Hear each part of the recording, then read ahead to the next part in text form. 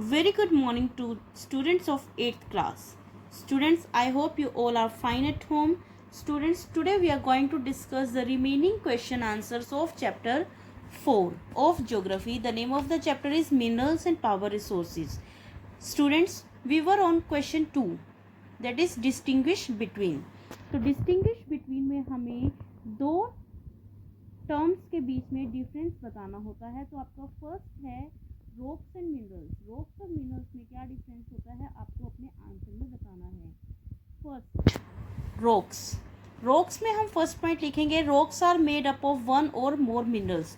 कि रॉक्स क्या चीज़ होती है. तो रॉक्स मतलब चट्टान. चट्टान बनती है एक या एक से ज़्यादा मिनरल से. मतलब चट्टानों के बीच में से एक या एक से ज़्यादा मिनरल्स प्राप्त होते हैं. सेकेंड पॉइंट है rocks have no definite shape. Rocks की कोई डेफिनिट शेप नहीं होती. इनकी शेप इरेगुलर होती है. Now we will discuss minerals.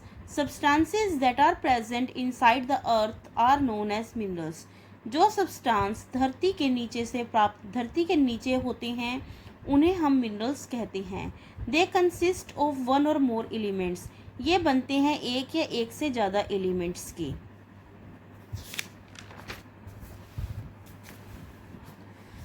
Third points of mineral is they do not occur in pure form. ये प्योर फॉर्म में नहीं होते. जब हम मिनरल्स को ज़मीन के नीचे से निकालते हैं चाहे वो मेटेलिक हैं या नॉन मेटेलिक हैं तो उन्हें हम रिफाइनरीज में प्रोसेसिंग के लिए भेजते हैं या माइनिंग में भेजते हैं जिससे कि वो अपने प्योर फॉर्म में आते हैं. नेक्स्ट है drilling and quarrying. Drilling to extract oil and natural gas deep wells are dug. Drilling हम करते हैं ज़मीन के नीचे से तेल निकालने के लिए. तो तेल निकालने का क्या प्रोसीजर होता है. हम ऑयल या फिर नेचुरल गैस को एक्सट्रैक्ट करने के लिए गहरे कुएं खोदते हैं. This process is called drilling. इस प्रोसेस को ड्रिलिंग कहते हैं. Next is quarrying. Minerals that are located very close to the surface are simply dug out. जो मिनरल्स अर्थ के सरफेस के बिल्कुल नज़दीक होते हैं, धरती के नीचे बिल्कुल नज़दीक ही होते हैं, ज़्यादा गहराई में नहीं होते हैं, उन्हें सिंपली डग आउट कर लिया जाता है. This method is called quarrying. Next है आपका topic wind energy and geothermal energy. Wind energy. Wind energy is an inexhaustible source of energy. Wind energy energy का एक इनएग्जॉस्टिबल सोर्स मतलब ख़त्म ना होने वाला सोर्स है. ये फिर से रिन्यू हो जाता है. Strong winds make wind mills rotate. अब विंड से एनर्जी कैसे प्राप्त होती है. तो जो स्ट्रॉन्ग विंड्स होती हैं, तेज हवाएं होती हैं, वो विंड मिल्स को रोटेट करती हैं. विंड मिल्स के जो ब्लेड्स होती हैं उन्हें रोटेट करती हैं. Windmills have been used for grinding grains and lifting water. Windmills का प्रयोग किया जाता है ग्रेन्स को ग्राइंड करने के लिए, वाटर को लिफ्ट करने के लिए. नेक्स्ट है geothermal energy. Heat energy obtained from the earth is called geothermal energy. जो हीट एनर्जी हमें धरती के नीचे से प्राप्त होती है उसे हम जियोथर्मल एनर्जी कहते हैं. It has been used for cooking, heating and bathing. Next है आपका conventional and non conventional resources. तो फर्स्ट है आपका conventional. Every resources that have been in common use for a long period of time. तो बच्चे जो आपके conventional resources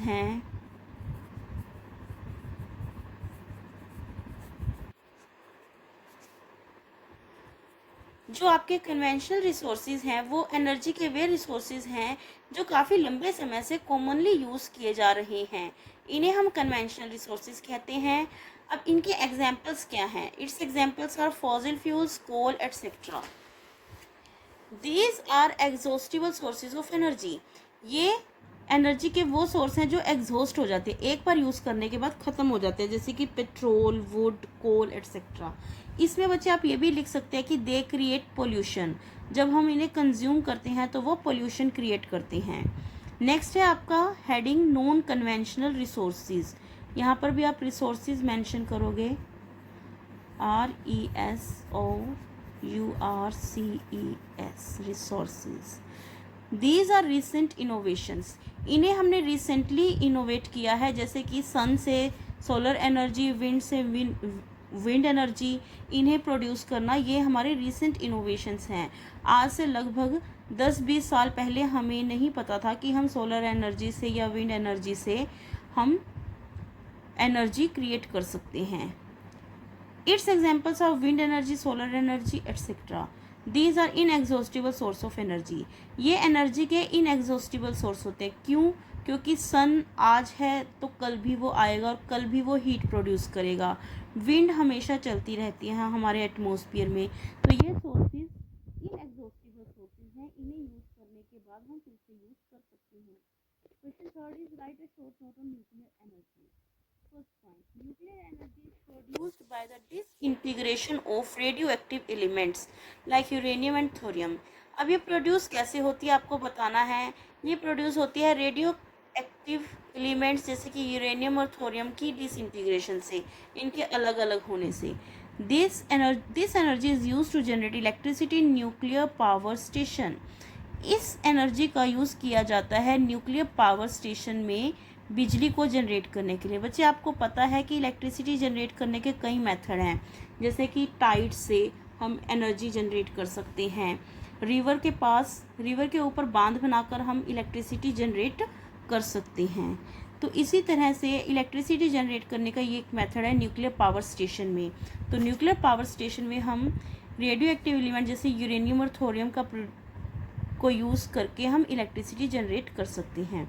third point, the important nuclear energy producing nations are. अब आपको बताना है वर्ल्ड में कौन कौन से देश हैं जो न्यूक्लियर एनर्जी को प्रोड्यूस करते हैं। तो वो देश हैं Japan, UK, Russia, Germany, Sweden, Canada, India and Ukraine. Nuclear power stations in India are. अब आपको बताना है कि इंडिया में जो न्यूक्लियर पावर स्टेशंस हैं वो कहाँ पर हैं। तो वो है नरारा इन उत्तर प्रदेश, तारापुर इन महाराष्ट्र, कोटा इन राजस्थान, ककरापुर इन गुजरात एंड कायगा इन कर्नाटका। तो इन जगहों पर हमारी गवर्नमेंट ने न्यूक्लियर पावर स्टेशन प्लांट किए हैं जहां से हम बिजली को प्रोड्यूस करते हैं।